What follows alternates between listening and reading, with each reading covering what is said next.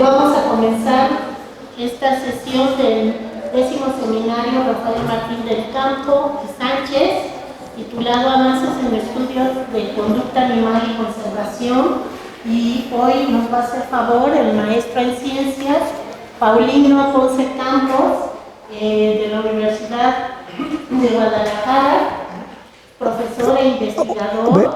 Vengo de la Autónoma de Guadalajara y también estudié la maestría en la UDG, o sea, en las dos, a fin de cuentas. La maestría en la Universidad de Guadalajara, Autónoma de Guadalajara, y es especialista en herpetología, ha realizado muy diversas investigaciones sobre listados de especies herpetológicas de Nayarit. Esa la tengo muy presente porque yo trabajé en Nayarit. Por mencionar algunas, tiene también varias publicaciones, tanto nacionales como internacionales, en especial de anfibios y reptiles en el occidente de México. Es miembro del grupo de especialistas de cocodrilos de la Unión Internacional para la Conservación de la Naturaleza y es asesor científico del CITES, que es la Convención Internacional de Tráfico de Especies, de la CONABIO. También colabora con la colección herpetológica de la Universidad Autónoma de Guadalajara. Lleva más de 25 años trabajando en relación a los conflictos humano-cocodrilos, ¿no? Y ha participado en el taller sobre el cambio de estatus del Cocodrilus moreleti de nivel 1 en CITES a nivel 2 en el acta de especies en peligro. Hoy nos hará favor de presentarnos la ponencia titulado Conflictos humano-cocodrilo en México, frecuencia, cuándo y por qué ocurren y comportamientos sugeridos. Le agradecemos mucho su presencia al maestro Paulino. Muchas gracias.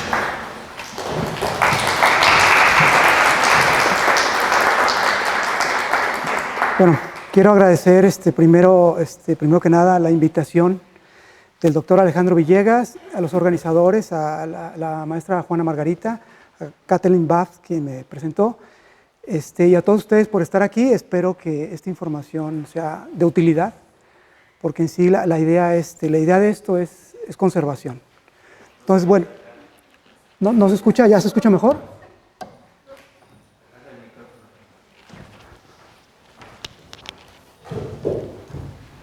¿Me escuchan mejor? Bueno, entonces primeramente la idea es, he trabajado muchos años con conflictos humano-cocodrilo en México. Empecé en el estado de Jalisco, trabajé en México y bueno, se fueron dando las posibilidades hasta trabajar a nivel internacional con 2 especies. Entonces hay muchos datos, hay mucha información que se está transformando para comprender qué es lo que está sucediendo, y aquí voy a presentar parte de la información. Y bueno, mucha de esta información está en proceso de publicación. Entonces hay algunos descubrimientos muy interesantes que que de hecho es la conclusión de esta presentación. Y bueno, el inicio es, vemos aquí 4 especies. Normalmente estamos acostumbrados a las 3 especies que hay de cocodrilos o crocodilianos que hay en México. Pero la realidad es que ya en Tamaulipas, vamos a ver un mapa actualizado de la distribución de las especies. Ya tenemos el Alligator mississippiensis o el lagarto americano que le llaman en México. Entonces también hay que tener precaución porque, como vamos a ver, es la especie que crea más conflictos o digamos las interacciones negativas, en este caso gente con algún daño físico o muerta por crocodilianos, es la primera en América. Entonces es importante también tomarla en cuenta. Bueno. Aquí la idea es dar una perspectiva general sobre lo que son los conflictos. Ya les comenté que la idea es concentrado en interacciones negativas, humano-cocodrilo, gente que ha sido dañada, y aquí estamos eliminando datos de investigadores porque todos tenemos un recuerdito por ahí, los que hemos trabajado. Entonces eso no puede hacer que haya un sesgo en los datos y en la interpretación. Entonces esos datos no se consideran, ¿ok? Entonces, bueno, la idea es primero pues presentar algo sobre lo que son los cocodrilanos. Lo más seguro es que todos ya saben, hasta me pueden dar una cátedra sobre eso, pero posiblemente hay alguna persona que no está muy familiarizada y por eso la idea de presentar una idea general. Una idea sobre la problemática, una visión personal, tal vez muy fragmentada, no muy completa, sobre la problemática del humano-cocodrilo hábitat. Y bueno, ¿y qué es lo que pretendemos después de 25 años? Y bueno, tenemos años tratando de hacer algo en pro de la conservación y de la armonía entre humano-cocodrilos hábitat. Una semblanza de los 25 años de los conflictos humano-crocodilianos en México, qué es lo que hemos avanzado, qué es lo que tenemos y la importancia de esto para evitar situaciones complicadas para el humano, para el cocodrilo y beneficio del hábitat también. Algunos comportamientos, desafortunadamente los videos no van a correr, pero por ahí les platico algo. Algunos comportamientos generales de los cocodrilos que son importantes y algo relacionado con los conflictos de parte de los humanos, algunos comportamientos de los humanos hacia los animales. Vamos a seguir de ahí hacia la frecuencia, cuántos hay a nivel mundial, México y en los estados, los diferentes estados de México. Vamos a pasar ahí al porqué. Durante los años de investigación, yo me he planteado muchas, bueno, cuánto, dónde, por qué, cómo, etcétera. Y aquí la idea es ir resolviendo algunas de estas preguntas. Vamos a iniciar con el por qué, después cuándo y por qué, porque siempre hay una relación ahí. Y terminando con algunos comportamientos sugeridos, que eso nos lleva a saber el por qué ocurren conflictos humano-cocodrilo en México, por ejemplo, con Morelet y Acutus, que son los que tienen más datos. Caimán hay muy pocos datos, pero con esto podemos saber para hacer un manejo con relación a, digamos, a las especies, a tratar de evitar conflictos con los humanos, porque vamos a ver quién es el que tiene la mayor carga de culpabilidad en este sentido. Entonces, bueno, vamos a terminar con eso la presentación. Ahora, a nivel general, los crocodilianos, este es una semblanza más o menos de la filogenia, no está muy completa, por ahí algunos pueden percatarse. Con algunas actualizaciones vemos que los crocodilia están más cercanos a las aves, y las aves son dinosaurios muy avanzados, ¿no? Dentro del grupo reptilia. Las tortugas, recientemente, bueno, ha habido muchos cambios moleculares que las ponen, las quitan, las ponen, pero a partir de Lee, creo 2013, pues están cercanas a las aves y a los cocodrilos. En este caso, los dos grupos más cercanos, que a pesar evolutivamente, pues están muy lejanos todavía, pero en este caso son los más cercanos con relación, digamos, los más cercanos entre ellos y lejanos de los esquamata y los rinocefalia, el esfenodón de Nueva Zelanda y serpientes y cocodrilos. Y las tortugas, pues es un clado que es hermano de los cocodrilos o los crocodilia. Y las aves y pues los mamíferos aquí los tenemos. Para acá están los anfibios, peces, etcétera, ¿sí? Ok. Entonces, bueno, la clase reptilia a nivel general tiene un orden que son los cocodrilos y caimanes y gaviales, son 3 grupos. En este caso, la familia Gavialida está compuesta de 2 crocodilianos que tienen el hocico muy delgado, como una especie de tubo tubular, que es el gavial, en este caso estos son los gaviales, ¿sí? Este es el macho que tiene una protuberancia en la parte anterior del hocico, y las hembras se encuentran en Nepal, al norte de la India, en Pakistán, toda esa zona. Y el falso gavial se encuentra al sur, hacia Malasia, Indonesia, Borneo, Sumatra, toda esa zona al sur del sureste de Asia. En el caso de la familia Crocodilidae, son los verdaderos cocodrilos que tienen el hocico un poco largo y cónico, digamos, ancho, y va haciéndose un poco delgado. Y el cuarto diente asoma por fuera de la mandíbula superior. A diferencia de los caimanes, que el diente no asoma. Aquí hasta vemos que sí es una perforación. Pero en los caimanes, la familia Alligatoridae, el hocico es más corto, es muy corto y es más ancho, ¿sí? Entonces son algunas características para distinción de los diferentes grupos de crocodilianos a nivel internacional. Y ya vemos que en México tenemos 4. Ahora, Es importante tomar en cuenta que los crocodilianos son depredadores oportunistas y son depredadores especializados. Entonces la gente dice, bueno, son muy agresivos. Y un planteamiento que yo me he tomado, hay un libro de Johnson, que el libro se lo recomiendo, está muy bueno. Claro, tiene algunas cuestiones que se pueden debatir y por eso me gusta. Es de Johnson, creo que es editorial El Manual Moderno, se llama la agresión en el hombre y en los animales, y él plantea el que un cocodrilo atrape una cebra y se la coma, esa agresión. Entonces nosotros como humanos, nuestra percepción es esa, que es agresión, pero ellos están diseñados para eso, para comer, para morder, para la emboscada. Por ejemplo, tenemos los ojos que están en una parte superior, son pequeños, tienen una membrana nictitante como las aves, que les ayuda a cubrirse cuando están debajo del agua y pueden ver. La nariz, los ojos cierran y están sellados por esa membrana cuando están en el agua. La nariz tiene unos músculos que ayudan a cerrar cuando está bajo el agua. No tienen labios, por lo cual les entra agua, pero tienen un paladar secundario, el cual sella. Y ellos pueden estar debajo del agua, pueden estar viendo y pueden estar, a veces dejan casi nada más los ojos y la nariz por fuera del agua.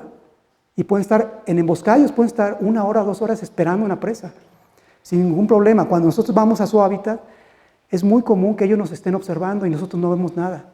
Entonces, ellos son especialistas en esto y tienen una paciencia tremenda. Pueden durar mucho tiempo en espera hasta que ven la oportunidad y pues van sobre la presa. La cola es muy fuerte. La primera parte es muy musculosa, la segunda es aplanada lateralmente para poder impulsarse en el agua y poder capturar presas, que se dice que el rango de un cocodrilo adulto es de 2 metros en el agua. Capturan ñus, capturan cebras, muchos animales que nosotros no podríamos, o sea, sería muy difícil. Ellos están especializados en eso. Son muy rápidos, en el agua son extremadamente rápidos, sobre todo los juveniles yo los he visto y como peces, rapidísimos, se ven que avanzan muy rápido. Los adultos son un poco más lentos por el peso, pero tienen una fuerza tal en la cola y a veces el impulso también en las patas que les ayuda a ser rápidos en un corto tramo. Lo mismo que ocurre digamos, no exactamente lo mismo, sino en tierra, pueden ser muy rápidos en un tramo muy corto, porque a veces ayudan de la cola y de las patas y pueden impulsarse. Si la presa está cerca, la pueden tomar, o por otro lado, si un humano se acerca, pues, puede ser muy riesgoso. La mordida, tiene una mordida desde 90 a 900 kilogramos, que son entre 900 y casi 9000 newtons, ¿sí? Es muy fuerte. Esta es la medida más o menos en el 11º diente, que es que son el caniforme. Perdón, este es el molariforme y este es caniforme, que sirven para fijar. Los dientes están muy especializados, están curvados un poquito hacia adentro, sobre todo la parte anterior, y los posteriores pueden ser un poquito más bajos y más anchos y a veces un poco planos lateralmente, dependiendo de la especie. Y son muy importantes en los ecosistemas. A veces nosotros como humanos la percepción es, hay cocodrilos, son peligrosos, hay que matarlos, hay que sacarlos, es muy común. Pero ellos ayudan a controlar poblaciones de peces, ayudan por medio de sus heces digamos, a reciclaje de nutrientes, aportación de nutrientes al ecosistema, y cuando mueren también. Entonces, por otro lado, se ha dicho que hacen algunos canales, algunos, digamos, como charquitos en donde otras especies pueden subsistir cuando baja el agua en algunas especies como el morelete y como el alligator, que son de lugares como pantanales y de tulares o pastizales inundables. Tienen importancia médica. Su sangre se ha descubierto que tiene grandes capacidades para eliminar bacterias, sobre todo bacterias que son patógenas al humano, ¿sí? En el caso del virus del SIDA, ya se han hecho algunos experimentos en Florida, uno de los primeros que por ahí del 2002, aislaron un virus del SIDA específico y le pusieron plasma de cocodrilo y lo eliminó. Entonces siguen trabajando en eso para saber qué cosas pueden ser benéficas médicamente para el humano. Entonces son cuestiones que debemos saber para ver la importancia de los animales y no nada más verlos como un problema. Por un lado, algunos nos fascinan, por otro lado, para otros pueden ser un problema. Sobre todo, pues, turistas, el turismo ha dañado mucho y está afectando, entonces la visión es muy perjudicial en ese sentido. Tiene importancia turística, por ejemplo, mucha gente está aprovechándolos, a veces de mala forma, a veces de buena forma, para obtener recursos, gente local. Por ejemplo, hay poblaciones de gente local en la Manzanilla, Jalisco, en la Ventanilla, Oaxaca, en Palizada, en Campeche, en Isla Arena. Son gente que está utilizando la especie para hacer turismo, pero un turismo ordenado, consciente. Hay otras que vamos a ver algunos ejemplos que no son nada recomendables. Son especies banderas. Si conservamos el cocodrilo, podemos ayudar a conservar el hábitat de otras especies. Entonces, es algo muy importante. Tienen importancia comercial, digamos, por la piel, por la carne, recuerdos. Entonces, pueden ser especies aprovechables y, sobre todo, nos hemos encontrado con la realidad, los que hemos trabajado con cocodrilos, que si no se aprovechan, se acaban. ¿Sí? Porque como son un problema para la pesca, para mucha gente, los matan y matan adultos sobre todo. Y eso a veces no se nota, en número a veces se recuperan, pero genéticamente no sabemos. Los estudios de genética de poblaciones, de hecho me tocó hacer el primer trabajo de genética de poblaciones en el país, en el estado de Jalisco, y fueron muy bajas. Sí, se han encontrado en Morelia también algunas más o menos estables y otras poblaciones genéticamente muy bajas. Entonces, esta es la distribución, este es un mapa que elaboré con puntos actuales de crocodilianos. Tenemos que el acutus, anteriormente este era potencial, pues bueno, ya sabemos que está en el sur de Sonora, llega hasta Perú, hasta el norte de Perú, están las islas de Marías, penetra por diferentes ríos, por ejemplo este es el río Santiago, que ahorita está hay cocodrilos en la frontera de Jalisco y Nayarit, que antes llegaban a Guadalajara, y de hecho hay registros por acá en el norte de Jalisco, ¿sí? En el Balsas, está en el Cañón de Sumidero, en la parte del Golfo, pues bueno, hay híbridos, ya sabemos por el estudio de, ¿cómo se llama? Del estudio de genética que hicieron de los híbridos recientemente, del 2016. ¿El de Pacheco? Ajá, el de Pacheco y colaboradores, encontraron que el acutus, casi toda esta parte, aquí es el registro normal, pero acá encontraron puros híbridos. En la costa casi siempre hay híbridos con Morelletti, que es el verde, y acutus, y en las islas, hacia la zona más salobre, son puros, ¿sí? Entonces, este es el acutus. El Morelletti tenemos que ir en Tamaulipas, penetra a Nuevo León, penetra a San Luis Potosí, penetra en Hidalgo, pues a todo Veracruz, y entra también hacia la parte del Golfo, digamos, en la cuenca del Golfo de Chiapas y Oaxaca, y en toda la península de Yucatán. Y bueno, Belice sería casi hasta aquí, de hecho, México es donde hay una mayor distribución de especies, y el caimán, que se dice desde hace años, que desde Oaxaca, pero hubo un registro por ahí muy viejo, y realmente ya no se ha encontrado. Ahorita realmente la realidad es que nada más está en la costa de Chiapas, el caimán crocodilus chiapaceus. Y bueno, algo que les comentaba de una percepción, tal vez es fragmentada, no completa, pero de manera general los humanos creamos problemas hacia el hábitat y hacia los cocodrilos, y realmente siempre estamos recibiendo beneficio, ¿sí? Siempre recibimos un beneficio, en pesca, en turismo, en muchas cosas, pero estamos creando una problemática muy grande, y el problema, en el caso de la ciencia, la producción de información es mucho más lenta, es mucho más difícil, para poder hacer conservación y evitar esta problemática y crear una armonía. En el caso del hábitat de los cocodrilos, pues generalmente hay una interacción que a veces se ve también truncada, ¿no? Y la idea general, bueno, aquí también, por ejemplo, los crocodilianos crean problemas hacia el humano, pues los muerden, ¿no? Es un problema, o sea, la pesca, hay varias situaciones complicadas de los crocodilianos hacia el humano, que es algo que vamos a analizar, pero la perspectiva del humano es mayor a la realidad, ¿sí? Esta línea pequeña, por ejemplo, angosta, delgada, hacia la perspectiva que tenemos los humanos en general, hacia los cocodrilos.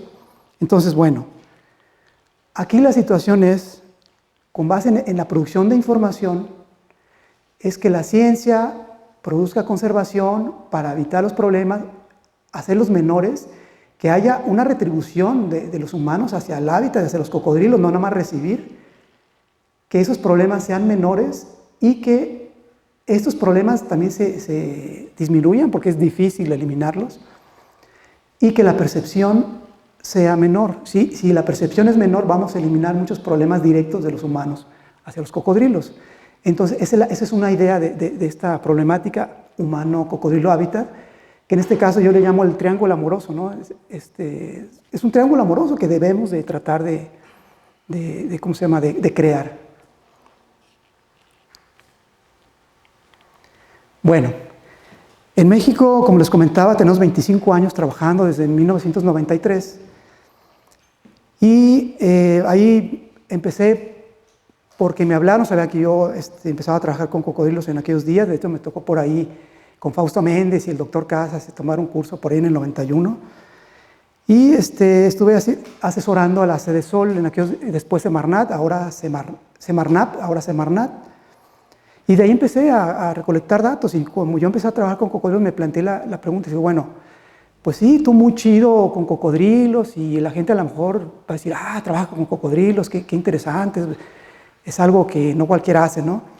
Pero mi realidad en ese entonces dije, ahora está muy padre la idea, qué padre, me gusta trabajar con cocodrilos, pero ¿cuál es la realidad? Si yo empiezo a conservarlos, va a haber gente mordida, va a haber gente muerta.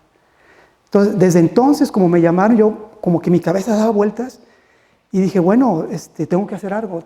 Entonces me planteé la idea de comprender qué es lo que estaba sucediendo para aplicarlo a la realidad. Tengo varios años dando algunas conferencias, de hecho, en el 2010 con el director de vida silvestre Alejandro Vargas, perdón, no es Alejandro, es bueno, perdón, sí, con el doctor Vargas se apellida, que era en ese entonces. Y a partir de ahí se estimuló para hacer el primer protocolo, el grupo SOS de conservación de cocodrilos. Ellos ya venían con los problemas que les llegaban, entonces yo llegué para darles tendencias y cuál era la realidad de lo que estaba sucediendo, de que estaba aumentando cada vez. Y eso se activó y ahora ya hay mucha actividad en diferentes partes de México gracias a esta sinergia de que ellos ya querían hacer algo y de que yo llegué con la información gracias a Manuel Muñiz, que fue quien planteó eso. Para que digamos, esa reunión sucediera. Entonces, bueno, sabemos la historia, sabemos cuántos, la frecuencia, las tendencias, sabemos dónde ocurren, los estados, las localidades, sabemos cuándo ocurren, por qué ocurren, sabemos diferentes factores humanos y de las especies, el por qué están ocurriendo. Sabemos a quiénes les ocurren, quién es el sector de la población más dañado y cuáles son las tendencias que están cambiando hacia otros sectores, porque ya han cambiado, antes eran unos, ahora ya han cambiado otros, es dinámico esto. Entonces, tenemos datos sobre prevención, con base en las investigaciones que hemos hecho, trabajamos con la matriz de Haddon, que tiene 3 momentos, pre, durante y post. La primera es para prevenir, la primera es para saber qué hacer durante el problema y la tercera es para solucionar si ya sucedió. Entonces tenemos información sobre eso. Se hizo un protocolo, me tocó participar el segundo, hacer uno que ya lo transformaron, aquí el doctor Villegas ya junto con Gabriel Barrios y otros, y ya está en proceso, ya está por salir. Y bueno, pues conferencias, tengo algunos estudios de caso muy interesantes en lo cual se ha digamos, como reestructurado cuál es la situación de algún caso específico, cuántas mordidas tuvo la persona, cómo sucedió, etc. De hecho, por ahí en algún momento me llamaron el CSI de los cocodrilos, que no me gusta eso, no me gusta ver a la gente, casos sangrientos, eso, pero a veces uno lo tiene que hacer para comprender esto. A mí no me gusta realmente, hay cosas que veo buscando en internet y a veces le cambio, créanme, no me gusta. Entonces, bueno, pero a veces hay que hacerlo para obtener información. Entonces, estoy en el proceso de entrevistas, se han hecho muchas, proceso de crear algunos videos, sobre todo van a ver por qué. Estamos ahorita en la temporada de inicio de la mayor parte de conflictos en el país. Ahorita está iniciando, acá va a ser el primero de la temporada, que va a ser el isla de Cozumel, el 12 de abril. Y ya empezó, y vamos a ver el por qué, ¿sí? Pues diversas publicaciones científicas, ahorita hay muchas en proceso, de hecho ahorita va a haber la semana que viene una reunión en la Argentina, en la cual se van a hacer 3 presentaciones sobre el tema de aquí de México y a nivel internacional también con 2 especies. Y hay nuevos descubrimientos, están saliendo cosas muy interesantes que no se conocían, cuestiones de saber por qué ocurren y cuándo ocurren. Entonces es algo que vengo a compartirles este día y que bueno, está en proceso de publicación la mayor parte. Esto es algo de la historia, que bueno, en principio pues finales de 1800, por ahí decía John Thorpe Bjarnason, publicó algo en que en los 80s, en el siglo XIX, las tenerías se incrementaron, los registros de tenerías se incrementaron en Nueva York. Yo he platicado con la gente de campo y ellos en diferentes lugares, el doctor Casas y el doctor Guzmán, publicaron cuántas toneladas se producían en cada estado, qué es lo que sucedía. Y en este caso, pues el efecto Casas y Guzmán, que dice comenta el doctor Casas, el efecto Casas y Guzmán, que a partir de aquí se dice que bueno, hubo una veda, pues sí, empezó a haber una veda, pero hubo permisos. Acá era cacería indiscriminada. Conocí, de hecho, tengo un caso de una persona en el 58, que yo lo conocí, le tomé fotos, hablé con él, él ya era grande, y él tuvo una mordida de un cocodrilo de 3 metros porque estaba cazando un cocodrilo, ¿sí? Entonces, y era para vender las pieles.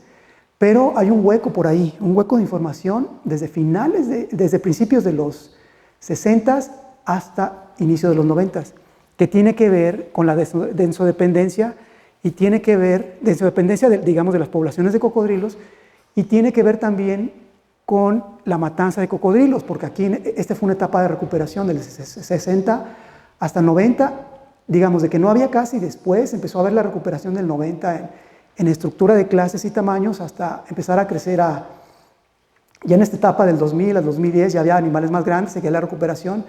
Ahorita hay lugares que tenemos, es muy común ver animales de 4 metros, antes era raro, veíamos de 3 y eran grandes, en diferentes partes de México. Ahora me ha tocado ver, hay animales ya de 5 metros, ¿sí? Lo que no era común, y animales de 4 metros comunes, 3,5, 3, muchos. Por ahí les voy a presentar una foto, un video no salió, pero una foto sale. Entonces, bueno, ¿qué es lo que está ocurriendo? Pues bueno, en México ya tenemos información, un análisis sobre México. En 2014 y ahora en el Congreso Mundial de Argentina se va a presentar nueva información ya actualizada con mucho más, algunos descubrimientos que les comentaba. Y la idea es con esto aplicarlo a la realidad, a lo que está sucediendo para ese triángulo amoroso, tratar de crear una armonía entre... Esto es algo muy pequeño, es conservación, pero es algo muy pequeño. Cocodrilos, hábitat, humanos, pero a su vez es algo grande porque el dañar cocodrilos, el dañar ese hábitat es un daño muy grande. Es algo que está ocurriendo en todo el país, sobre todo la industria turística está muy interesada en las zonas del hábitat de cocodrilos. Les comentaba, sabemos dónde, sabemos frecuencias, tenemos muchos datos, sabemos dónde hay inclusive muertes, los rojos son puntos donde ha habido muertes. Entonces hay muchísima información que ya está saliendo y nos está ayudando para hacer planteamientos de dónde, cómo, con quién, qué hacer. ¿Okay? Estrategias para aplicar esta información y disminuir problemas que no nada más disminuye la especie, el disminuir la especie es disminuir la cadena, el hábitat, entonces hay que tener mucha precaución ahí. Hemos hecho estudios, por ejemplo, unas nuevas técnicas para saber reestructurar casos. Aquí subimos qué es lo que ocurrió, hablamos con la abuela que la salvó a la niña de 5 años en Puerto Vallarta en el 2006. Y pues es algo terrible, y aquí es con permiso de la mamá. La mamá, de hecho fue la que insistió, no, venga, tómenle la foto, le levantó. Dije, bueno, pues por la ciencia y por evitar, y de ahí salió esto, ¿sí? Entonces, estamos estimando, este es de una alumna que tiene su mordida, ya su marca de guerra, un cocodrilito pequeño de 89 centímetros, por una situación ahí trabajando en campo. Entonces, tenemos mucha información y estamos creando información, y esto nos ayuda a tener más precisión, porque no siempre tenemos todos los datos de un caso, ¿sí?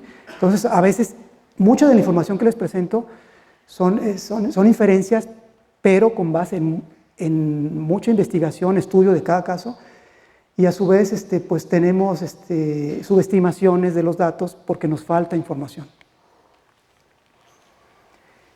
Bueno, en el caso de los crocodilianos tenemos que la reproducción es una parte muy importante.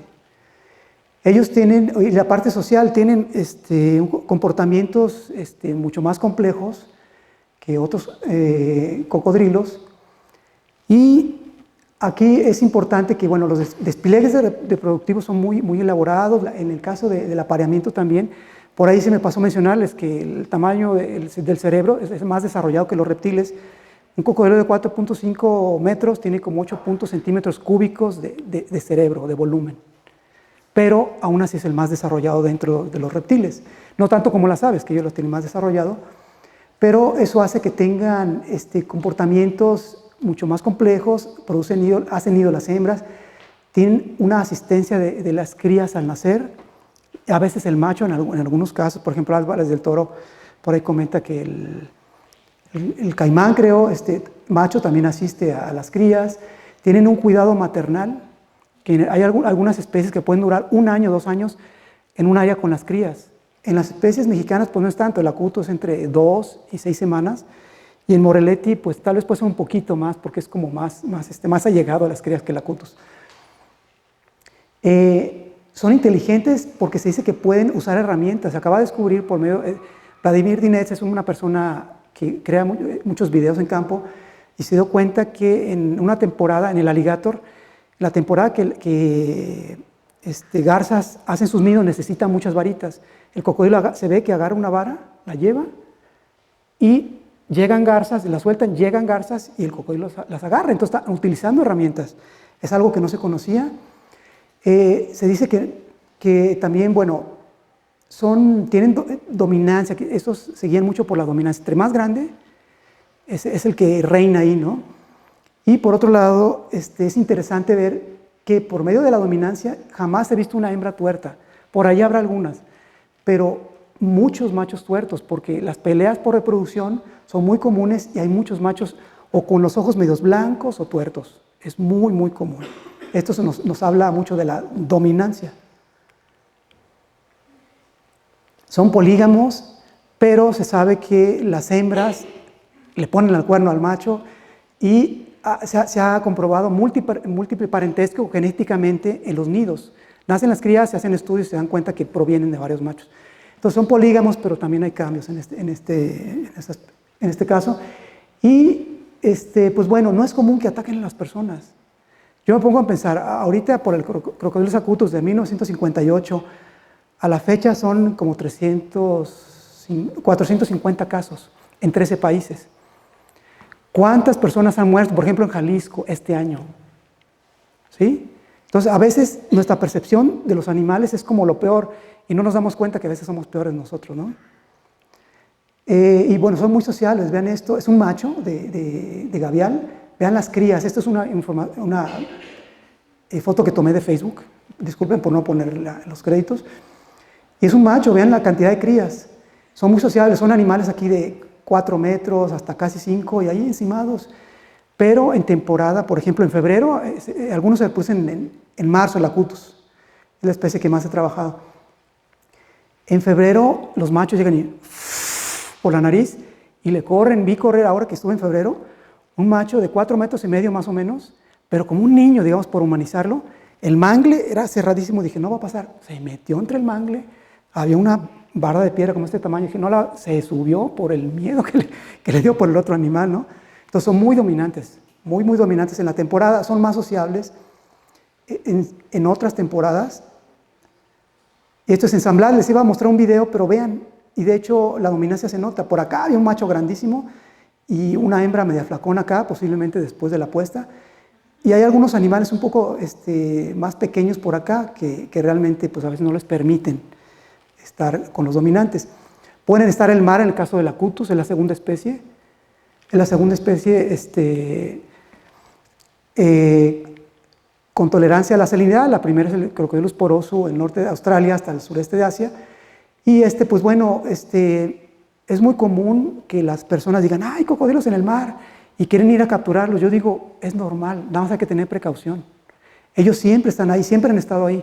Lo que pasa es que hubo un momento que disminuyeron las poblaciones, ahora se están recuperando y luego dicen que son plaga y vamos a ver el por qué no son plaga. Entonces, bueno, esto es lo que era un video de San Blas, pero no hay problema, era para ver un poco la parte de la dominancia, ven los tamaños un poco menores algunos, y los más grandes y algunas hembras están en esta zona. Esta es la carretera que va a San Blas. En el 2001, 2002, andó mucho por allá, no se veía este efecto, porque estos animales crecieron, ¿sí? Se veía uno que otro, de hecho, este es un hábitat especial para ellos. En el caso de nidificación, porque nos tocó ver nidos y colectar algunos nidos en estas zonas, entonces el humano está haciendo cambios, a veces perjudican, a veces benefician. En este caso, los perjudican porque cruzan carretera y los matan, pero el área de nidificación se aumentó, ¿sí? Es algo que no tienen en otras partes.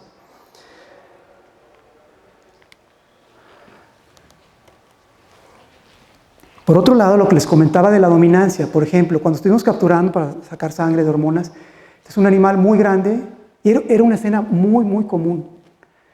Cada que estamos capturando, aquí hay otro grande, acá hay uno menos grande, acá hay uno menos grande y acá hay uno menos grande. Entonces, la dominancia es algo por lo que ellos interactúan, tiene mucho que ver, y sobre todo es en los machos, que los machos viajan en diferentes partes del hábitat.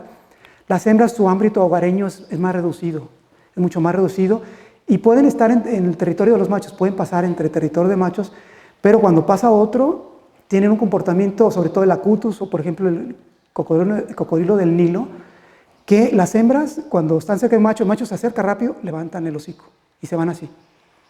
Y los subdominantes hacen lo mismo, aunque sean machos. Aunque a veces llegan los machos grandes y los agarran, pero las hembras las respetan. Entonces, este es algo muy importante, la dominancia, ¿sí? El más grande, y no sé, pues, los humanos, ¿no? El que tiene más poder, pues, creo que actuamos un poco parecido. Este era un video para que vieran un comportamiento aquí era un análisis muy interesante, porque es un alligator mississippiensis, en el cual, en la temporada reproductiva, que también lo hace el acutus, por ejemplo, vibran y tienen unas vibraciones subaudibles que hacen que el agua brinque aquí y después ya se escucha después de eso. Entonces este macho estaba haciendo esto, pero después de repente como que voltea y se va rapidísimo. Llega tranquilamente un lomo mucho más grande que este, ¿sí? Con la cabeza por abajo del agua ya la levanta. Entonces la dominancia es muy importante.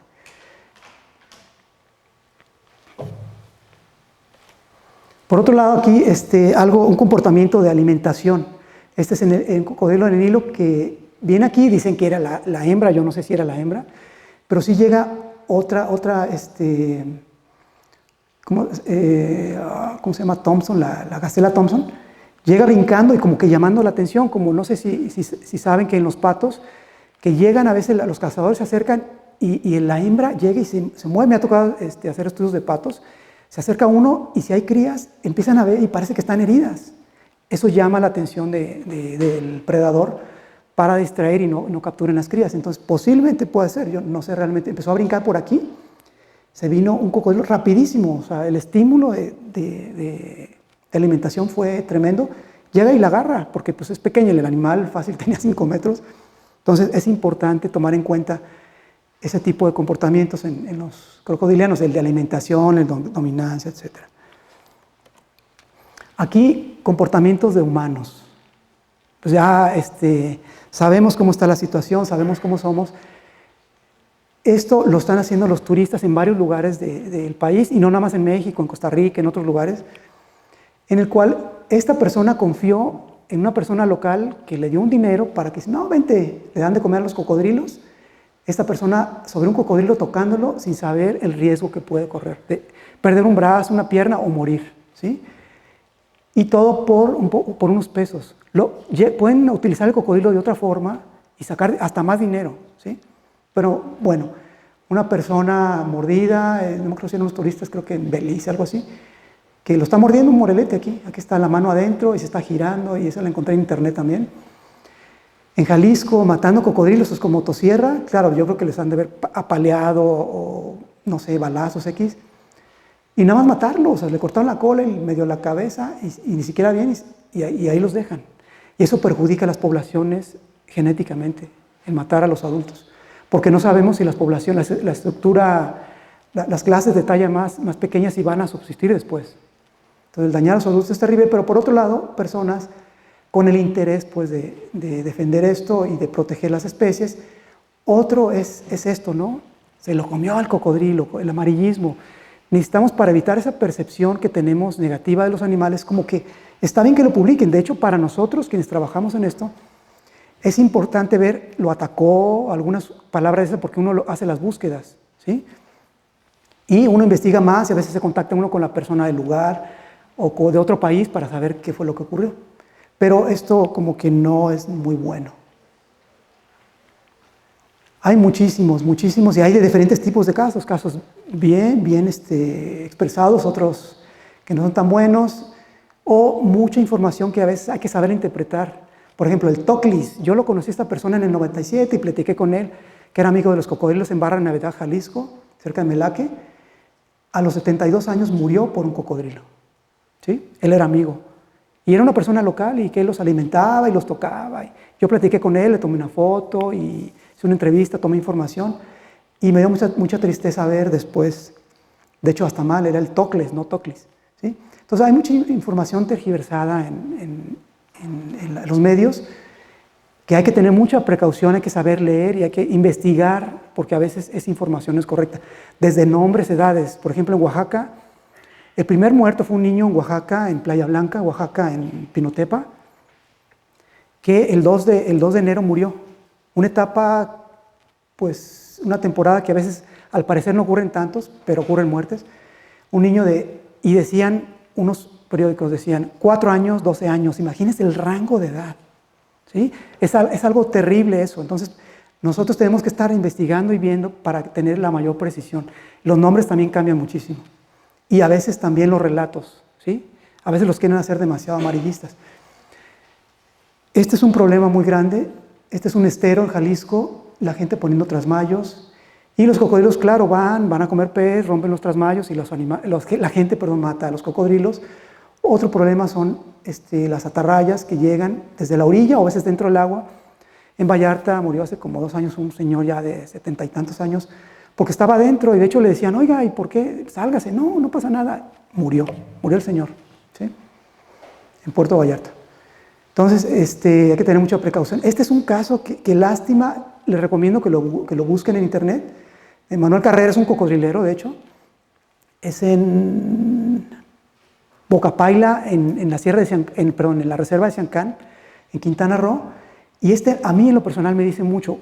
Comparando con el estímulo del cocodrilo en África y la gacela, que viene rapidísimo, aquí empieza el video, aquí hay algo que le lanzaron, una persona pero despavorida nadando como podía, hacia la orilla, acá hay un puente, y el cocodrilo está ahí tranquilo, pasa por abajo del agua, abajo de esto, y después se ve que empieza con calma a mover la cola, a acercarse.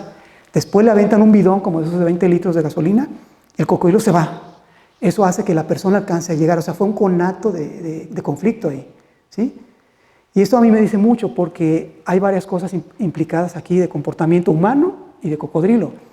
Una, este es un lugar que los pescadores alimentan a los cocodrilos, ¿sí?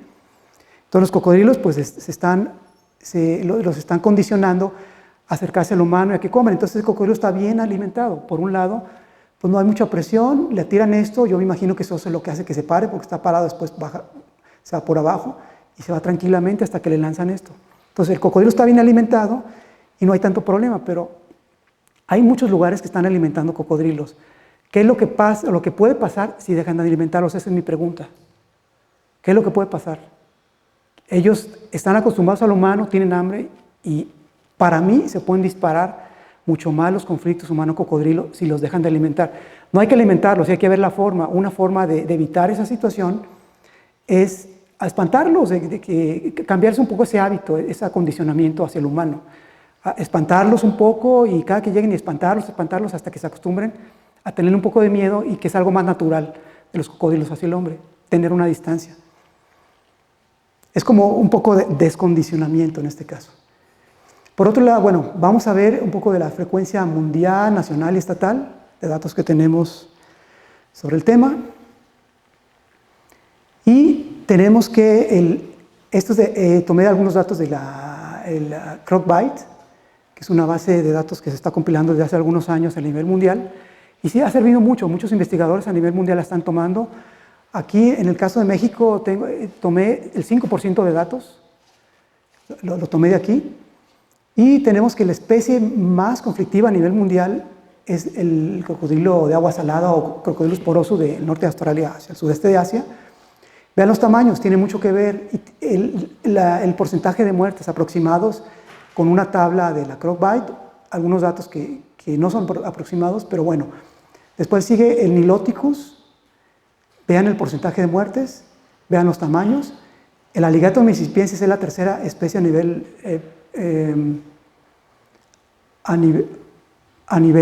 mundial. En Florida nada más tiene 354 del 48 al 2013, nada más en Florida. Después sigue el mugger, que le llaman el Crocodylus palustris en la India, por allá Sri Lanka, todo eso, que tiene una mayor efectividad, o sea que en un futuro puede cambiar hacia arriba. Y el Acutus, que tenemos en la costa pacífica y un poco en Quintana Roo, que tiene 345 casos en 13 países, que son datos nuestros, y un porcentaje de 22% de muertes. Es la quinta especie en el mundo.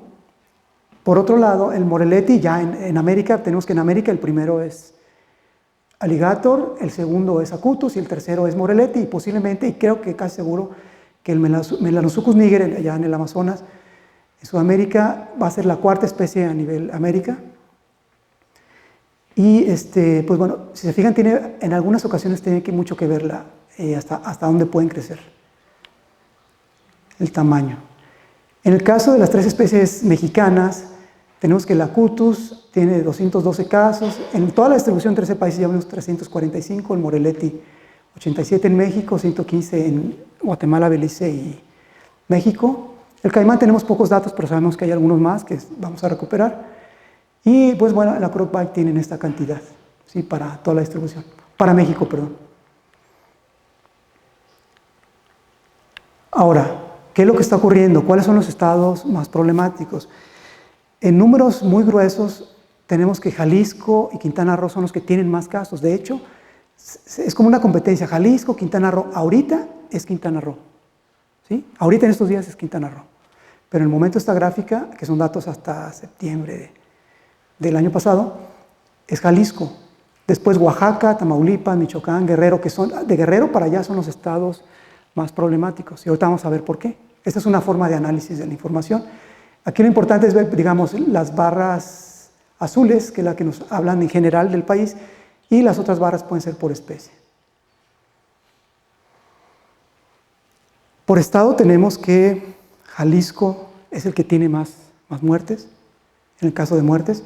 Oaxaca le sigue, Quintana Roo, Michoacán, Chiapas, Tamaulipas. Aquí cambia un poco Guerrero y Chiapas. Se intercambian un poco, pero como vamos a ver, Guerrero es un poco más complicado, que se junta con el grupo de los 6, ¿no? Ahora, aquí analizamos las tendencias de los conflictos en México y las tendencias de las muertes, ¿sí?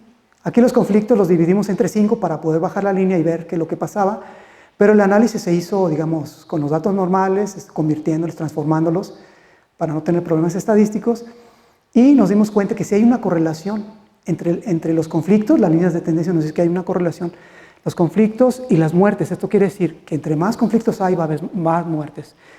Y por otro lado, vamos a ver ahorita otra gráfica. Esto es muy interesante, porque estadísticamente vemos, mi sistema límbico dominó sobre mí, actuó solo, y este chascarrillo estadístico pues no lo pude soportar. No pude soportar las ganas pues de ponerlo. Aquí está, estadísticamente vemos que desde las etapas, digamos, desde los 60s hasta el inicio de los 90s es cuando empieza, ¿sí? Y eso tiene que ver con la densodependencia, la matanza indiscriminada de las poblaciones. Después vemos que está el 90, hay una diferencia significativa del 2005 al 90, pero a partir del 2010 hay diferencia significativa con todo. ¿Qué quiere decir esto? ¿Por qué aumentan los conflictos del 2010 hacia adelante significativamente? ¿Sí? Hay que ver qué es lo que está pasando aquí. Entonces, bueno, para eso, primero, pues bueno, son las tendencias por año. Las anteriores eran por cada bloque de 5 años, porque según la información que necesitamos obtener puede ser por bloques o puede ser por año. Para ver tendencias me gusta más los bloques de 5 años, porque sabemos en los últimos 5 años qué está pasando, si están incrementando o no, y por año no podemos ver ese comportamiento. Entonces, por año vemos el hueco que hay de los 60 hasta el 90, y la realidad que el año más crítico hasta ahorita ha sido el 2017, ¿sí? Con datos actuales, ya poniendo los datos completos hasta diciembre, es hasta el 2017. Ahora, Este gráfico que parece tal vez medio artístico o medio complicado, es muy sencillo. Aquí tenemos que ver que la mayor cantidad de datos estadísticamente están aportados por el Crocodylus acutus, que es el que aporta más influencia. Y yo les decía, bueno, a partir del 2005 hubo cambios, entonces vemos aquí qué estados son. No son Quintana Roo ni Jalisco. Quintana Roo, digamos, Jalisco es la roja, tiene un pico por acá, baja y se nivela. Quintana Roo tiene un pico anterior, en el 96 de hecho hubo 6 casos en Quintana Roo, tan solo en Cancún, en el 96, por eso está este pico. Y aquí más o menos se nivelan, pero si vemos Oaxaca y Tamaulipas, tiene un incremento, y de hecho hay una correlación entre estos estados, con excepción de Jalisco y Quintana Roo. Hay una correlación que a su vez estos pueden tener correlación con algunos otros, lo cual indica que el incremento en tendencias es similar, o sea que en la actualidad, en los últimos periodos, se está incrementando esta problemática. Entonces hay que ver otros estados, no nada más los estados más problemáticos. Eso quiere decir que hay que tener mucha precaución para el manejo y para evitar situaciones complicadas en el país. Entonces sabemos qué es lo que está ocurriendo con cada estado, sabemos localidades, inclusive estamos investigando dónde les dan de comer para hacer algunos otros análisis, hacer algunas otras comprobaciones para entender qué es lo que está ocurriendo. Ya estamos casi en el nivel de comprensión de muchas cosas. Entonces, bueno, las tendencias, vean, Jalisco y Quintana Roo, pues sí van incrementando, pero las demás, desde el 2005, aún incrementan mucho más. Y es algo riesgoso porque en algún momento pueden superar esto si no tenemos precaución. ¿Ok? Entonces, bueno, ¿por qué ocurren los conflictos humano-cocodrilo? Hay 4 puntos que menciona el CSG en internet, en la página del grupo de especialistas en cocodrilos, que son muy lógicos y son muy claros. Por ejemplo, los cocodrilos cazan por comida, son especializados, claro, tienen que comer y además están especializados en ¿cómo se llama?, en la emboscada, en la cacería. Los cocodrilos defienden su territorio contra intrusos, incluyendo al humano. Es lógico, pues están especializados, tienen que defender. Y bueno, yo pregunto, ¿es agresión? La pregunta que Johnson preguntó en el 1970 en su libro, ¿no? Por otro lado, los crocodilianos defienden su nido y las crías. Debido a que tienen el cerebro más desarrollado, pues tienen una defensa. Hay animales, por ejemplo, como serpientes y eso. A veces se han descubierto cuidados parentales en anfibios, inclusive en serpientes, pero en pitones acaban de descubrir también, pero que no es muy común. Generalmente ese tipo de animales nacen y se dispersan, y ya. Pero como tienen el cerebro más desarrollado, pues hay un cuidado parental. Y por otro lado, para que vean la importancia del cerebro, se ha correlacionado el tamaño del cerebro y la invasión de hábitat por especies invasoras, ¿sí? Que una especie invasora tiene el cerebro mucho más grande y tiene mayor capacidad de adaptarse a un ambiente. Entonces, esto puede tener relación. Por otro lado, los cocodrilos confunden a las personas con sus presas. Tenemos casos que nos indican eso, que ha habido casos de que tienen perros cerca, pero muerden a la persona. De hecho, una muerte en 2007 en Tomatlán, un niño de 5 años, estaba una familia, la tía, la mamá, con un niñito, con el niño de 5 años, Kevin. Estaban como 4 metros fuera en el río Tomatlán, en la arenita. Estaba el tío de 17 años con una atarraya, estaba un niño de 11 años, un cocodrilo de 3,67 metros, y lo digo porque después lo capturamos, 3,67 metros, pasa entre los dos, les pega así, los roza, sale, el niño traía un French Poodle, un perrito, sale de la playa y agarra al niño y se lo lleva. El niño de 11 años agarra al cocodrilo de la cola, no te lleves a mi primo, imagínense, o sea, son escenas terribles. Después la mamá fue por policías, resultó que ese policía era esposo de una hija de un pescador de mis amigos que conozco ahí en la costa. Un mes después fui y el policía, llegó el mismo policía por fortuna y dice, estoy seguro que le di 3 balazos al cocodrilo y estaba grande. Entonces yo investigué primero, me gusta investigar, y los que fueron anteriormente a capturar, no, es un cocodrilo de cerca de 4 metros, se la pasa en este lugar, ahí pusimos la trampa. Cayó, lo capturamos, tenía 3 balazos frescos, ¿sí? Tenía todavía las cicatrices apenas. Entonces ese era el animal y medía 3,67 metros. Y por otro lado, pues bueno, estas cosas son pues muy obvias, ¿no? Hay otras cosas que no son tan obvias. ¿Cómo podemos saber si Si cazó por comida, en algunos casos de pescadores que traen su pescado o están cerca de la red, pues ellos van por comida. Pero hay algunos otros casos que no podemos saber. ¿Está defendiendo su territorio? ¿Cómo podemos saber? ¿Sí? Por otro lado, ¿defienden su nido y sus crías? Sabemos que sí, porque las especies, los datos nos dicen que sí, y vamos a ver el por qué, inclusive con relación a la territorialidad también. Por otro lado, confunden las personas con su presa, también hay datos que indican eso, o sea, es cierto. Pero yo analizando me ponía a leer y a buscar y nunca encontraba algo que me soportara la información. Entonces empezamos a trabajar en ese sentido y de alguna manera pues podemos decir defensa, que es territorialidad, alimentación y factores biológicos, que puede ser la parte reproductiva.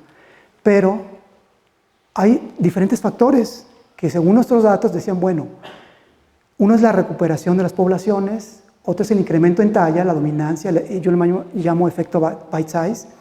Disculpen que no sé en español, pero para mí como que eso me da una idea muy clara. Y por otro lado, decimos que estos son factores denso-dependientes y tratamos de comprobarlo con datos que tenemos. Hay factores humanos, la pesca, que lo que estamos viendo nosotros es ignorancia, es confianza, pero también es necesidad, como lo vamos a ver. La alimentación de adultos, esto está cambiando mucho los conflictos de la pesca hacia niños y hacia turistas. Son poco, ahorita los porcentajes son bajos, pero han aumentado, yo he visto cómo han aumentado.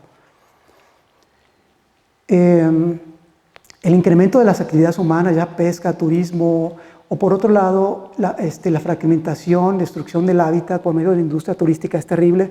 Y ellos llegan y se plantan en un estero y después, hay cocodrilos, le llaman al gobierno, no los queremos.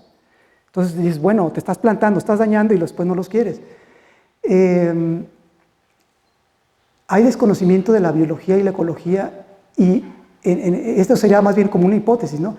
Hay desconocimiento de la biología y la ecología. Vamos a ver cuáles son los mayores casos y vamos a ver si esa gente conoce o no la biología y ecología de las especies. Otro punto es el exceso de confianza. Como vamos a ver que todo coincide con los datos. Y el turismo, que cada vez hay más turistas. Vimos una persona tocando un cocodrilo de más de 3 metros, porque una gente local quiere dinero y le da de comer y invita a turistas. Y uno como turista llega y pues le tiene la confianza, es el de ahí. Él es el que conoce, ¿no? Bueno, los factores humanos. Esto lo podemos resumir. Después de análisis de muchos factores, estos son los más relevantes. Y podemos decir, bueno, que en general no son provocados. Veamos la barra azul, que la barra azul es la que habla del país en general. Todos los datos compilados y estos son por especie, ¿sí? Según el color. Pero la barra azul nos habla de los datos en general. Y podemos decir, bueno, no son provocados, pero en general el resumen de esto es que son hombres. Son hombres adultos que saben que son hombres locales, adultos, que saben que hay cocodrilos, que están dentro del agua y que pescan. Con esto sabemos cuál es la mayor cantidad o la mayor frecuencia del sector de la sociedad afectado. Hay otros que están cambiando debido a lo que les comento, a diferentes actividades humanas, pero en sí la mayor parte es lo que está sucediendo, ¿sí? Otro factor importante es el tamaño de los cocodrilos, que yo le llamo el tamaño bite size. Ahorita bajó debido a falta de datos. Hay casos que no podemos obtener o inferir cierta talla debido al caso, a la relatoría del caso. Pues bajó, antes estaba como más del 60. Pero bueno, volvemos a hacer un análisis para saber si realmente ese factor en acutus de 3 metros o más y en Morelletti de 2,5 o más, que eso es dependiendo de la maduración sexual, tiene que ver con eso. Y por otro lado, en el caso de las muertes, vamos a ver qué es lo que está ocurriendo. Entonces, bueno, aquí estamos comprobando la densodependencia. Esta es una población de cocodrilos en Puerto Vallarta. Es una población muy pequeña, es un estero fragmentado a un lado del aeropuerto, que tiene 700 metros de largo, no es muy grande, es manglar, y tiene canales. El recorrido por la lagunita y por los canales es como 1 kilómetro más o menos. Y lo interesante, bueno, ¿cómo podríamos comprobar esta densodependencia? Tenemos datos de muchas poblaciones de años, pero eran muy variables, porque en esta población es 1 kilómetro, recorrimos esta vez, la otra vez ya se pudo pasar y eran 5. O sea, y esta no, siempre esta población desde el 94, cada vez que monitoreábamos era constante, exactamente el área. Entonces, estos datos son más confiables, entonces vemos la población en general, de todas las clases de talla, vemos que llega un momento que disminuye la población. Esto nos indica que de alguna manera es la capacidad de carga de la población en número. En el caso de los adultos, pues está incrementando, todavía no hemos visto, posiblemente tengo que hacer análisis para ver la biomasa. Casi estoy seguro que la biomasa, pues son animales muy grandes. Cambia, en el 94 contábamos 2, después en el 2006, 15, en el 2015, 45 y solo un área pequeña, animales ya hasta más de 4 metros y en un lugar muy pequeño.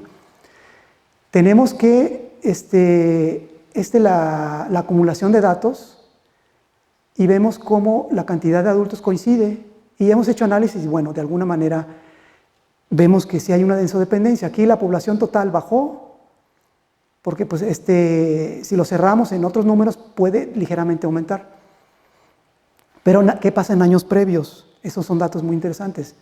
Entonces, una población de cocodrilos contra los datos de un estado, es el estado de Jalisco, de conflictos, ¿sí?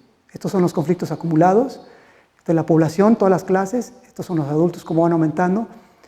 Y estos son los conflictos acumulados y estos son los conflictos en tendencia que si le agregamos más va a subir, como vamos a ver otras gráficas.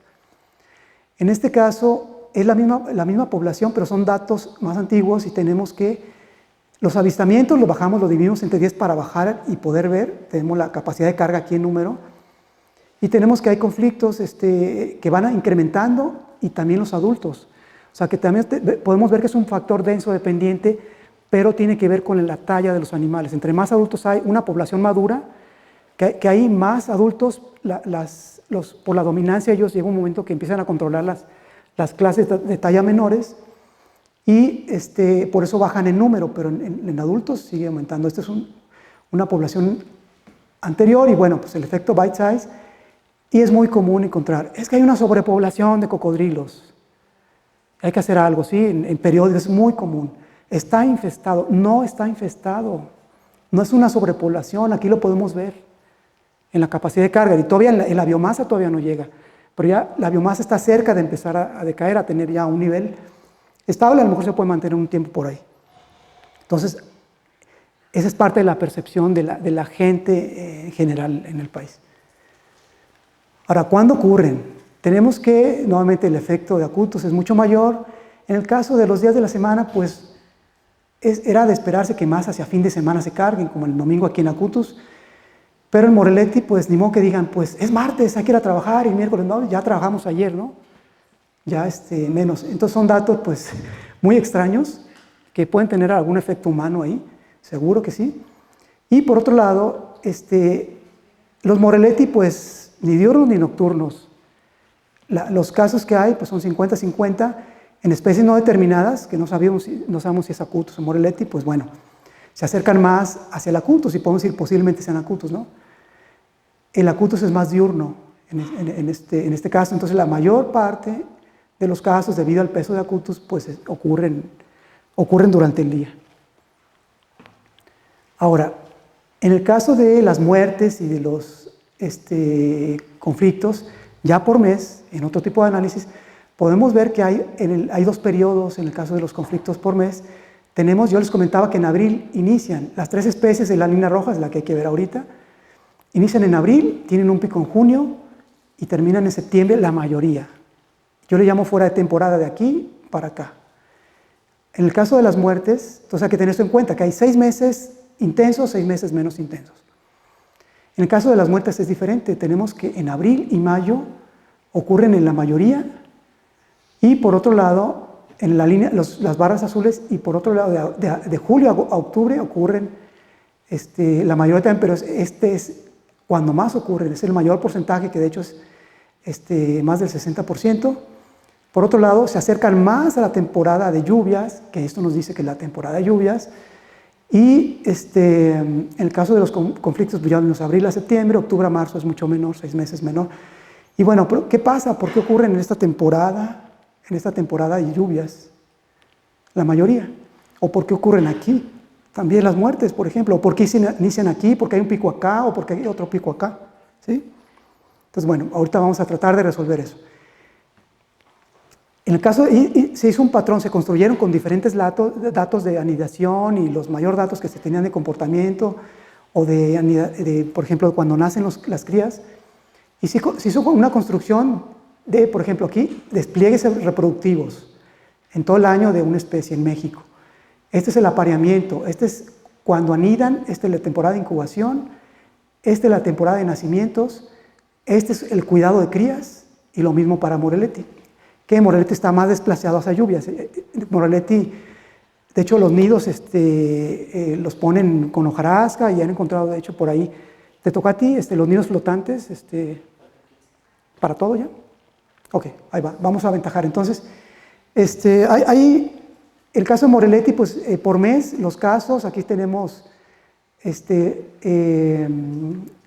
lugares, digamos, se construyeron, aquí está el patrón general, para que vean cómo se construyó, los ciclos y los meses, cómo ocurren. Morelletti tiene un patrón más o menos general, de abril a septiembre, que bueno, coincide con las anidaciones, coincide con la anidación, con la incubación y con los nacimientos y también un poco con el cuidado de crías. Pero acutos también son 6 meses, abril inician, marzo casi no hay, en junio tenemos que es el mayor pico, ¿qué es lo que está pasando? Entonces, aquí es bien interesante porque en la parte norte tenemos que claramente es el apareamiento. En abril empiezan porque empieza la anidación. En junio es el pico porque empiezan los nacimientos. En septiembre es porque es el cuidado de crías, pero tenemos un problema con Chiapas y Oaxaca al sur. Y separamos los datos, hicimos una comprobación de los datos de conflictos humano-cocodrilo y nos dimos cuenta que no hay una correlación en los datos del norte y del sur, o sea que hay diferencia en el sur y en el norte, y se dice mucho, pues, Top Yarnason, el doctor Casas, que la anidación tiene mucho que ver con la latitud, y aquí estamos comprobando indirectamente que eso es lo que está ocurriendo con acutus, por ejemplo. Al momento de separar los datos, pero pues nos hace ruido, bueno, ¿qué pasa en septiembre? ¿Qué pasa aquí?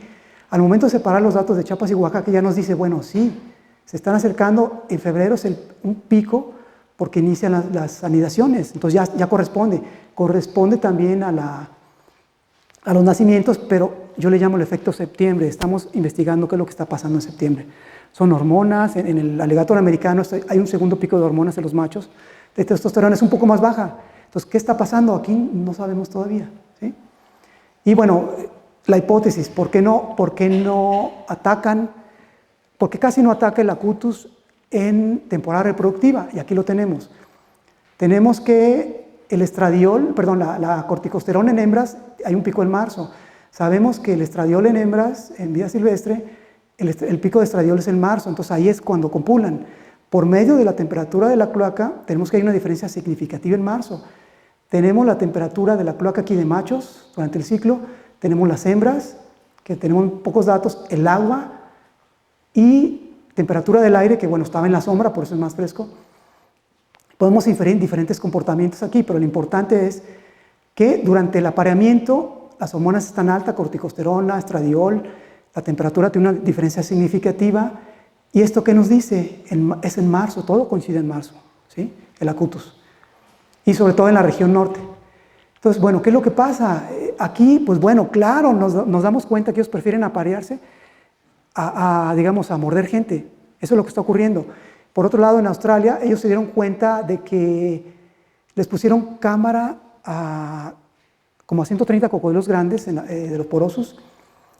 Cuando recuperaron las cámaras, se sorprendieron los investigadores de que en temporada reproductiva casi no atacan personas. Acá lo comprobamos con hormonas, con diferentes datos, allá se dieron cuenta con eso. Entonces hay coincidencia en estas dos especies, no siempre. De hecho, acutus y Morelletti tienen diferencias y gracias a esto podemos inferir muchas cosas, ¿ok? Ahora, finalmente, la pregunta, los 4 puntos del por qué ocurren. Nosotros determinamos varias cosas, separamos, tenemos un problema con la latitud y con la temporalidad por mes. Eliminamos ese problema y cuadramos todos los datos de alguna manera, tomando en cuenta diversos datos, los cuadramos y nos damos cuenta que durante los desfiles reproductivos, acutus, no hay tanto mordido, pero en el apareamiento es la etapa menor, esto es un ciclo anual, sin temporalidad, sin mes y sin latitud. Tenemos que, durante el apareamiento, no muerden. Volvemos a comprobar nuevamente que este es un comportamiento interesante, que ellos prefieren reproducirse. Y ya tenemos varios factores que lo refuerzan, más el complemento de los videos de Australia. Nos damos cuenta, como habíamos visto, inician en abril, durante la anidación, la incubación, pero en los nacimientos, que coinciden mucho con junio, gran parte, es el mayor pico acutus. Después, durante el cuidado de crías, fuera de temporada, esto se diluye porque son varios meses, entre 4 y 6 meses, dependiendo de la zona, si es el sur o la latitud norte, del 18 grados para arriba norte, o 16 grados hacia abajo sur.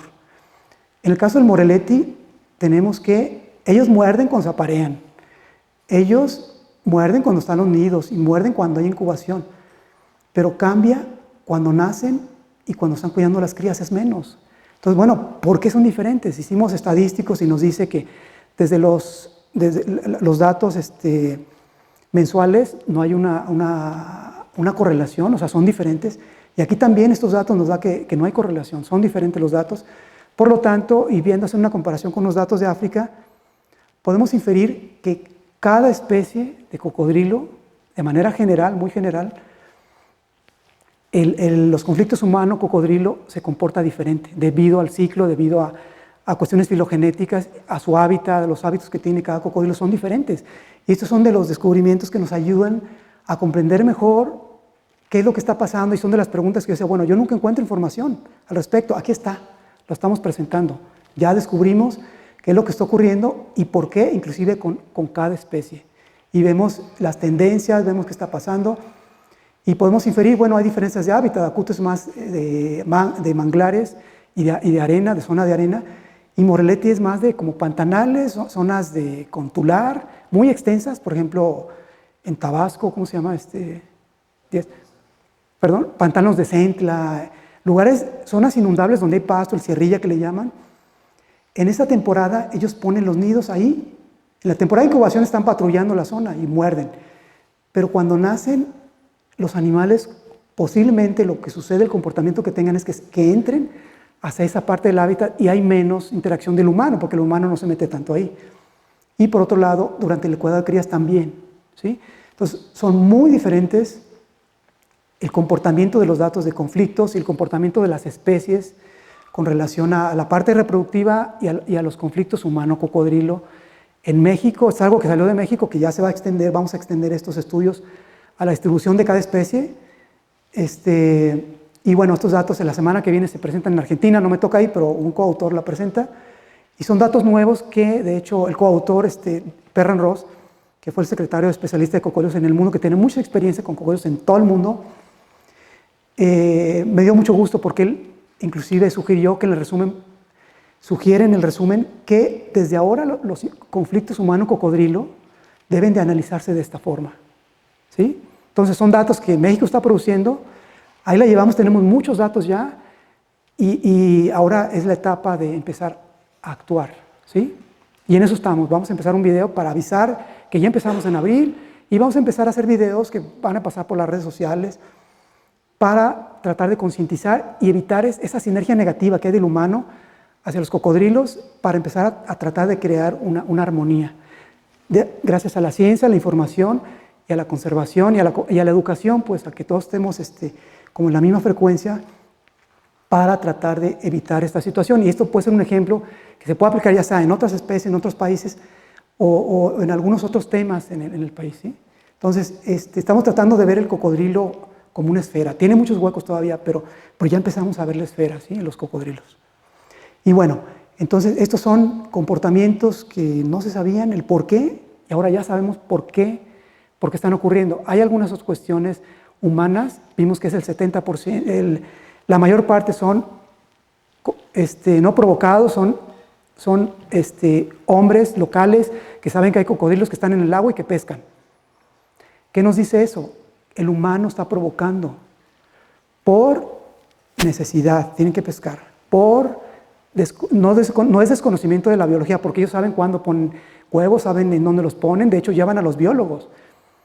Entonces ellos conocen, pero un poco es la conexión de la información biológica con respecto a sus conocimientos, y por otro lado es la parte densodependiente, porque antes decían, no, pues me he encontrado con poblaciones de pescadores, aquí no había, los metieron. Yo dije, bueno, se están recuperando. Sí había, porque yo me meto y a veces encontraba pocos en esos días. Aquí los liberaron, aquí no había, y ellos lo aseguran, lo garantizan. Pero aquí la situación es, precisamente, es un factor, desde mi punto de vista, y voy a comprobarlo nuevamente con otros datos que voy a hacer otros análisis, que el humano es el que está causando la mayor parte de los conflictos en México y sobre todo en Latinoamérica, porque México es un estudio de caso, es el mayor peso con Acutus y Moretti en toda América. Florida es otro caso, es muy diferente. Costa Rica es otro caso, son estudios de caso diferentes que hay que analizar por diversas situaciones, ya sea culturales. Pero México es muy diverso, muy complicado, y ahora ya lo conocemos, sabemos qué está ocurriendo y podemos hacer algo, ¿ok? Y gracias a este tipo de análisis, bueno, preguntas que siempre nos hacíamos y ahora ya sabemos hasta inclusive un poco más. En el caso de las muertes, pues bueno, tenemos que, durante el apareamiento en Moretti ya habíamos visto, y en Acutus, bueno, en incubación un poco más, pero más o menos se mantienen desde el apareamiento hasta el cuidado de crías, que son los 6 meses, de abril a septiembre. Acá cambia, como ya habíamos dicho, ya les dimos el por qué aquí es menos. Entonces las dos especies se comportan diferente y esto nos ayuda, y tampoco hay una correlación aquí significativa. Podemos, de hecho hay una correlación significativa de Acutus con los patrones reproductivos y con los conflictos, pero no la hay con Moretti, o sea, es diferente. Claro, Moretti tiene un poco menos datos, pero no vamos a esperar a tener más datos, la idea es no tenerlos. Entonces, bueno, entonces hay diversos factores que producen estos conflictos. Ya sabemos, tenemos mucha información. En parte podemos decir, es la necesidad de la pesca, vivir en la zona con cocodrilos, pero por otra parte es la ignorancia, digamos, ignorancia del conocimiento, es lo contrario, saben, pero la ignorancia como de empatar esa información, de que son peligrosos, bueno, no que son peligrosos, sino que hay riesgo, pero es la falta de conocimiento de alguna manera y el exceso de confianza, y tiene que ver con la necesidad, estos dos van juntos. Entonces hay desarrollos que están causando problema, el esparcimiento, cada vez el uso de hábitat, el alimentar, esto está cambiando la dinámica de pescadores hacia la gente, niños y turistas, factores biológicos, psicológicos, que ya contestamos preguntas del por qué ocurren, y en fin, son ideas generales por lo que están pasando los conflictos humano-cocodrilo, y pues bueno, ¿cómo resolver o disminuir el problema? De hecho, Perran Ross, fíjense, la persona que les comentaba es un investigador increíble. Desde el 95 él comenta junto con Dennis David, que dice que la causa del problema es que los humanos están en el jardín trasero de los cocodrilos, no que los cocodrilos están en el jardín trasero de los humanos, ¿sí? Entonces, aquí hay que tomar en cuenta que realmente, si vemos los datos en general que les comenté, los primeros de que son hombres locales que pescan, etc., los humanos somos los que estamos causando el mayor problema y tenemos una retroalimentación negativa directa con los cocodrilos matándolos. Entonces, la idea es tratar de disminuir esa sinergia negativa para crear una sinergia positiva y empezar a crear ese triángulo amoroso, ¿no?, entre hábitat humano y cocodrilos. Entonces, bueno, pues es todo. Les agradezco muchísimo su presencia. Espero que haya sido de su interés.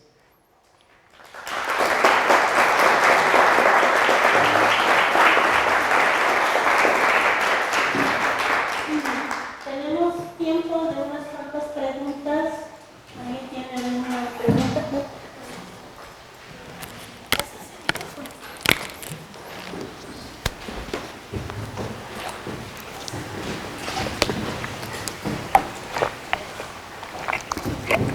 Hola, muy buenas tardes. El efecto hormonal que presenta acá hacia el final, que hay varios picos que se tienen. ¿Han ustedes analizado el agua y ver si está tan contaminada que puede tener químicos que puedan alterar las hormonas de estos cocodrilos, o solo lo ven por medio de muestras de sangre y los picos que ellos presentan?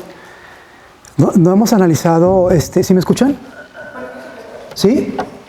No hemos analizado los químicos. Pero hemos tomado en cuenta los parámetros hormonales de otros cocodrilos y más o menos están dentro. Y desafortunadamente el estudio que se hizo fue de 6 meses, porque me dañé la rodilla y ya no pude hacerlo de 1 año.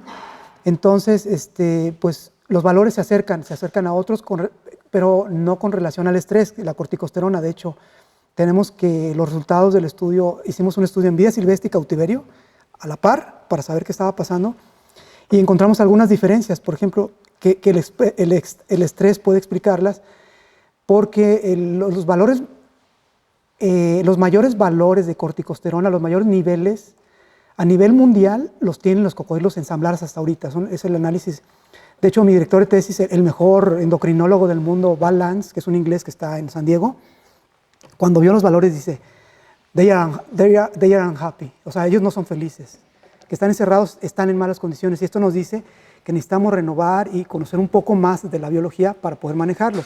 Pero es muy interesante tu pregunta, porque realmente no sabemos si hay algún efecto. Han hecho, creo que hicieron algún estudio sobre algunos valores en Costa Rica, sobre algunas cuestiones hormonales, y dicen que están afectando, por ejemplo, las hormonas de algunas granjas de pollo o de tilapia, están afectando los valores, pero acá no hay granjas de... Y en el caso de la manzanilla no hay tanta contaminación. Sí hay contaminación alrededor de algunos cultivos, pero tal vez no es tanta porque realmente el estero ya se le cortó casi, nada más en lluvias entra agua, antes entraba un arroyo. Y en San Blas, pues bueno, les cambian el agua continuamente y los valores son un poco similares, con excepción de acutus, perdón, de machos en cautiverio, que la testosterona. Esta especie se descubrió que tienen un ciclo asincrónico. La testosterona en machos de vida silvestre en enero es muy alta y va bajando, bajando, bajando. Y en el caso de cautiverio, pues es muy alta y va bajando un poco menos frecuente. En las hembras coincide en vida silvestre con cautiverio que el marzo es el pico. ¿Sí? ¿Alguna otra?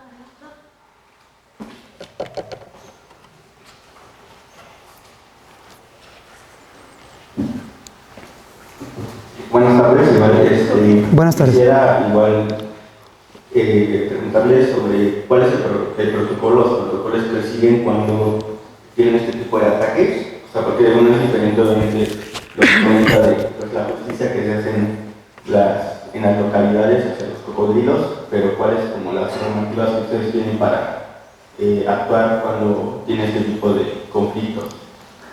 Bueno, muy buena pregunta y es algo importante para la aplicación. ¿Sí se alcanza a escuchar algo aquí?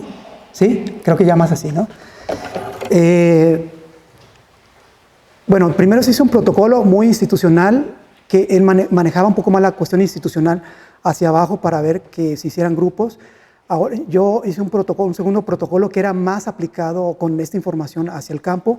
Entonces, con eso ahora el doctor Martín y a otras personas les tocó trabajar. Es muy institucionalizado porque pues, las instituciones fueron las que pagaron, pero la idea es que se formen grupos, entrenarlos en el protocolo de la parte institucional y en cómo van a trabajar en campo. Mi interés personal es trabajar la matriz de Haddon, porque ya sé a quién es, y decir, bueno, ¿qué vas a hacer? ¿Qué sector de la sociedad? Durante, ¿qué vas a hacer? Y después, ¿qué vas a hacer? El factor más importante para mí es la prevención. Pero si ya está ocurriendo, la idea es, se va a trabajar con un teléfono, creo que es 911, si mal no recuerdo, en el protocolo está. Entonces ya hay un protocolo y de hecho aquí voy a participar con el doctor en Chiapas para empezar a entrenar personas locales, pescadores, en este protocolo, que sepan cómo actuar, a dónde ocurrir, que estén entrenados ese grupo y que estén en contacto para saber recurrir desde qué hacer, cómo prevenir, qué hacer en el momento si hay una persona que está siendo atacada, y a dónde recurrir, porque cuál es la vía de salida, cuál es el hospital, quién puede atender, cómo lo pueden atender. Entonces, hay muchas cosas por hacer en México y ya se está haciendo. De hecho, hay grupos que están trabajando de forma personal, por ejemplo, en la zona de Vallarta, Nayarit, en Oaxaca, en Cancún, en Quintana Roo. Hay muchos lugares que ya muchos investigadores están tratando de hacer, pero generalmente a veces somos como la policía, llegamos tarde. Ya ocurrió. Entonces, aquí lo importante es prevenir.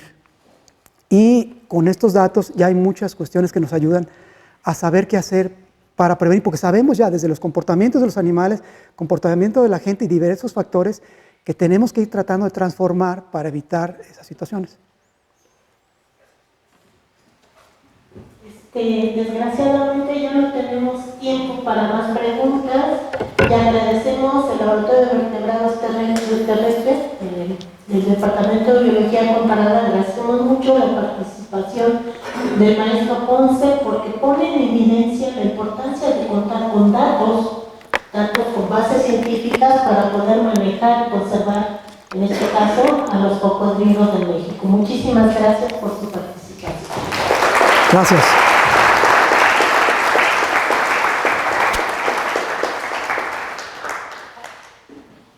Y les recordamos la próxima conferencia, el 8 de mayo, que es sobre los aspectos conductuales de los animales silvestres, bajo cuidado humano. Esperemos que este ciclo les esté gustando. Muchísimas gracias.